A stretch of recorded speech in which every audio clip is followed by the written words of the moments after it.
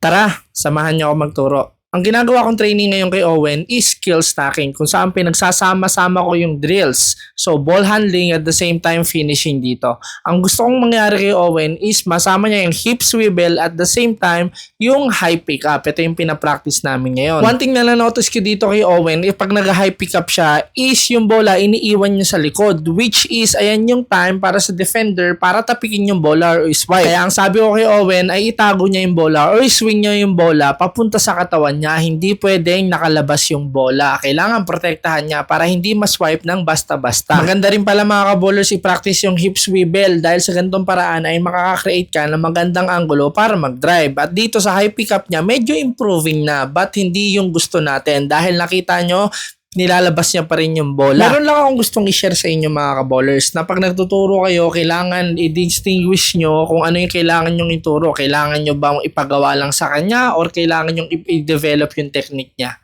Kasi once na nahihirapan siya dahil sa kulang lang siya sa rep, huwag ka na magturo. Pero once na nagkakamali siya kasi hindi niya alam yung technique, kailangan mong ituro yung technique. Ang mahirap kasi mga ka-bowlers is turo ko ng turo tapos hindi mo na-distinguish yung problema. Kung yung problema is hindi niya nagagawa yung isang bagay dahil kulang siya sa reps, that's the time, huwag ka muna magturo ng technique. Pero once na nakikita mo kaya niyang gawin, pero nahihirapan siyang ma-execute, that's the time that you teach technique. So, next naman na ginawa namin dito is speed stop na jump shot. May share ako sa inyo ulit mga ka-bowlers. Once na nagpa-practice kayo ng move, lagi nyo tatandaan, may primary and secondary na moves, no? So, yung primary ay yung strength mo. At the same time, yung secondary ay yung mga counters mo. Like for example, sa 3 points, pag shooter ka na sa 3 points, ano yung tendency, no?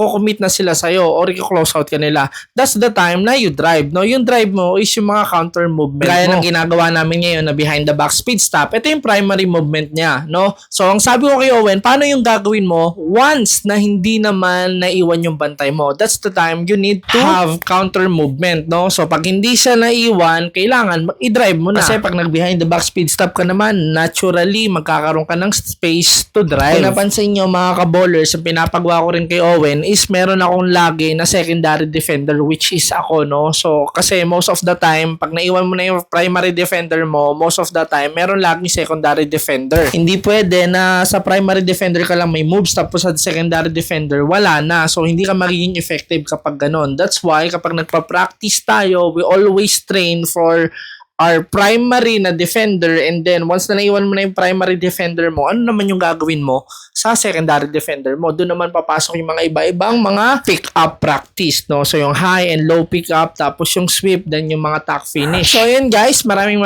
salamat sa panonood nyo. I hope na meron kayo natutunan and this is Coach Ralph and always reminding you to be better.